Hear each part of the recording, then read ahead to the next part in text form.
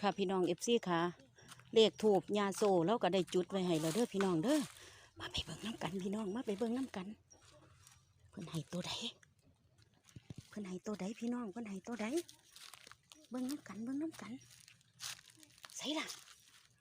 โอ้ถูกแตกต้นน่ะพี่น้องถูกแตกแล้วเบิ่งเพิ่นให้ตัวใดพี่น้องเดี๋ยวเบิ่งถูกแตก